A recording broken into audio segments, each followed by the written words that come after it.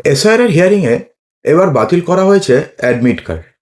হ্যাঁ বন্ধুরা, আপনি যদি অ্যাডমিট কার্ড দেখিয়ে হিয়ারিং করিয়ে থাকেন, অথবা যদি আপনি ভাবছেন যে আপনি অ্যাডমিট কার্ড দেখিয়ে আপনি আপনার হিয়ারিংয়ে যাবেন, তাহলে সেক্ষেত্রে কিন্তু আপনাদের জন্য দুঃসংবাদ।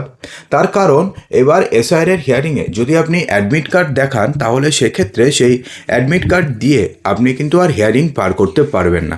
অর্থাৎ অ্যাডমিট কার্ড আর এসআইআর হিয়ারিংয়ে প্রামাণ্য নথি নয়। তাহলে কোনটা প্রামাণ্য নথি? আপনি তাহলে কী দেবেন? নর্মালি আমরা এতদিন জেনে আসছিলাম যে মাধ্যমিকের অ্যাডমিট কার্ড দিলে সমস্ত কিছু ঠিক হয়ে যাবে, অর্থাৎ মাধ্যমিকের অ্যাডমিট কার্ড দিলে আপনাকে আর কিছু দেওয়ার দরকার পড়বে না। এবার সেটাকেও ক্যান্সেল করে দেওয়া হয়েছে। এর আগে আমরা জানি যে ডোমিসাইল সার্টিফিকেটকে ক্যান্সেল করে দেওয়া হয়েছে, তারপরে জমির দলিলকে ক্যান্সেল করে দেওয়া হয়েছে। তাহলে এবার আপনি কি দেখাবেন? কারণটা হচ্ছে এখনও প্রায় 94 লক্ষ ভোটারকে এখনও পর্যন্ত হিয়ারিংয়ের নোটিশ পাঠানোর কাজ চলছে এবং কিছুদিনের মধ্যে চলেও যাবে। তো এবার তাহলে যে নথি নিয়ে যে ঝামেলা শুরু হয়েছে, তার অন্ত কোথায় জানাবো, সেজন্য ভিডিওটিকে সম্পূর্ণ দেখবেন। বন্ধুরা দেখুন, এসআইআর হিয়ারিংয়ে এবার প্রামাণ্য নথি নয় অ্যাডমিট কার্ড, সেটা আজকে ক্লিয়ারলি জানিয়ে দিয়েছে নির্বাচন কমিশন। দেখুন, মাধ্যমিকের অ্যাডমিট কার্ড দিয়ে এবার আপনি এসআইআর হিয়ারিংয়ে করতে পারবেন না। যদি আপনি অলরেডি করে থাকেন, তাহলে সেক্ষেত্রে আপনাদের নামে আরও একবার হিয়ারিংয়ের নোটিশ ইস্যু হতে পারে। তো সেক্ষেত্রে তখন কিন্তু শুধুমাত্র মাধ্যমিকের অ্যাডমিট কার্ড দেখালে কিন্তু আপনি আর পার পাবেন না। আপনাকে তখন আরও ডকুমেন্টস দেখাতে হবে। কী ডকুমেন্টস দেখাতে হবে জানাবো।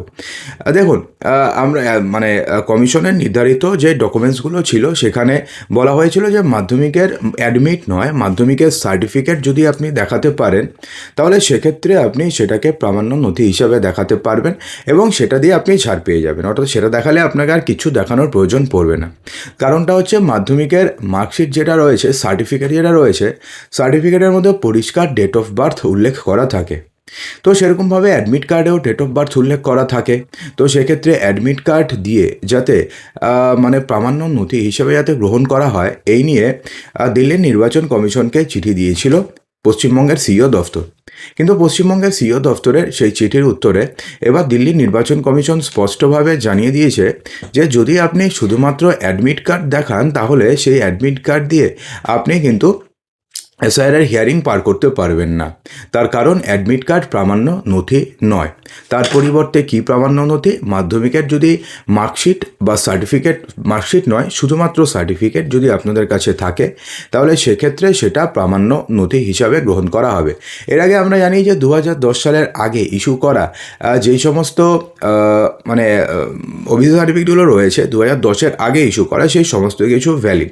কিন্তু 2010-এর পরে যেই সমস্ত ওবিসি সার্টিফিকেটগুলোকে ইস্যু করা হয়েছে, দেখুন ধরুন আপনার দাদার বা আপনার বাড়ির কারো 2010-এর আগে ওবিসি সার্টিফিকেট ছিল। তো আপনিও 2010-এর পরে ধরুন আপনি 2013-14-তে আপনি ওবিসি সার্টিফিকেট বানিয়েছেন, তাহলে সেই সার্টিফিকেটও কি অবৈধ হবে? না, সেটা অবৈধ হবে না। যেই সমস্ত কাস্ট বা সাবকাস্ট কাস্টগুলো 2010-এর পরে ইস্যু হয়েছে, ধরুন 2010-এর পরে যারা নতুন করে যারা ওবিসি সার্টিফিকেট পেয়েছে, যাদের পরিবারের কেউ কখনো ওবিসি সার্টিফিকেট পায়নি, তাদের ওবিসি সার্টিফিকেট যদি দেয়, তাহলে সেটাও ইনভ্যালিড ঘোষণা করা হয়েছে।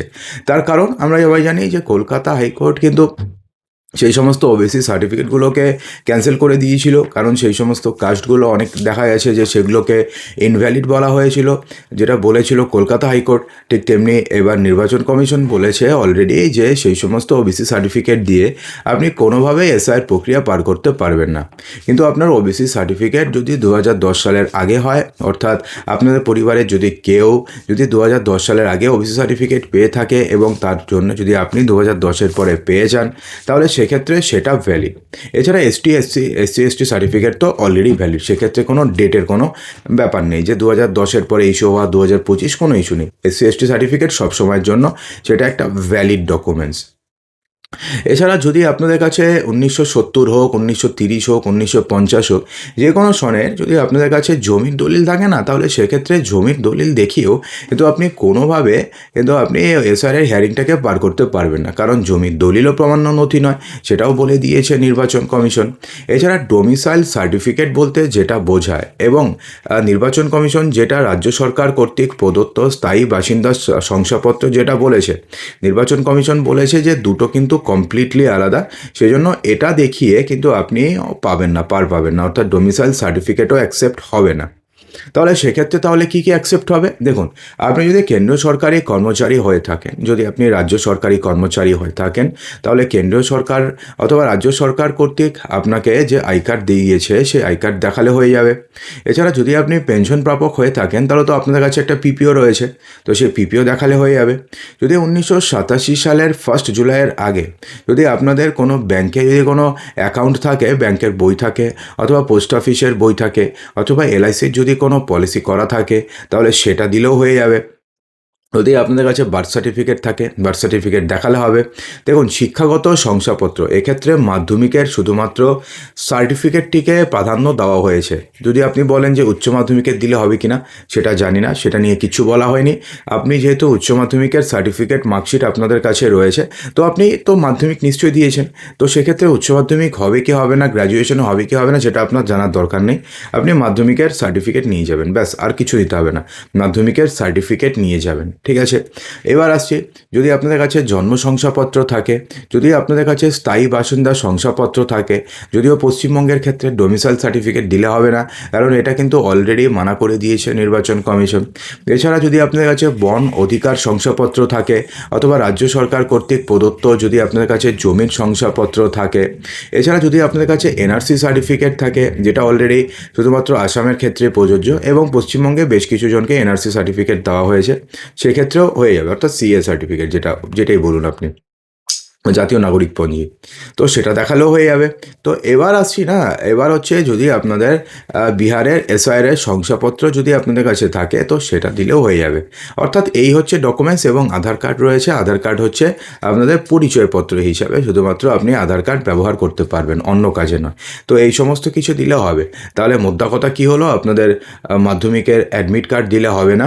এখনও পর্যন্ত পাওয়া তথ্য অনুযায়ী যদি আপনি ডোমিসাইল সার্টিফিকেট দেন, সেটা দিলেও হবে না। এবং 3 নাম্বার হচ্ছে, যদি আপনি জমির দলিল দেন, তাহলে সেটা দিলেও কিন্তু হচ্ছে না।